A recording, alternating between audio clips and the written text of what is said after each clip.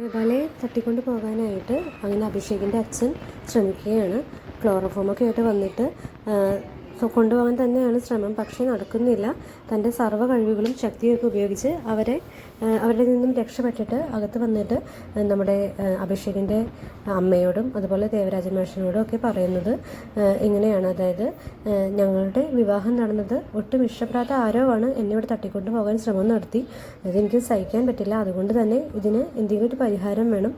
അതുകൊണ്ട് തന്നെ ആര് തന്നെ ഇത് ശ്രമിച്ചതാണെങ്കിലും അതിന് പരിഹാരമായിട്ട് ഞങ്ങളുടെ വിവാഹം നടന്നു എന്നതിന് ഒരു തെളിവ് വേണം. ഔദ്യോഗികമായിട്ടുള്ള തെളിവ് ഉണ്ടാക്കുക തന്നെ വേണം. അതിന് ഒട്ടും താമസം വേണ്ട. അത് അഭിഷേകിനോട് അച്ഛനും അമ്മയും സംസാരിക്കണമെന്ന് പറയുകയാണ്. ഒന്നും അറിയാതെ പാവം അഭിഷേക് വീട്ടിലെത്തുമ്പോൾ അമ്മ അഭിഷേകിനോടായിട്ട് ചോദിക്കുന്നുണ്ട്, ഇവിടെ നടന്ന കാര്യങ്ങളെല്ലാം നീ അറിഞ്ഞോ? ഇവിടെ ഇങ്ങനെയൊക്കെ ഉണ്ടായി, ദേവബാലയെ തട്ടിക്കൊണ്ട് പോകാൻ ശ്രമമുണ്ടായി. എനിക്കറിയേണ്ടത് ഇതാണ്, നീ ഇതിന് പിന്നിലുണ്ടോ?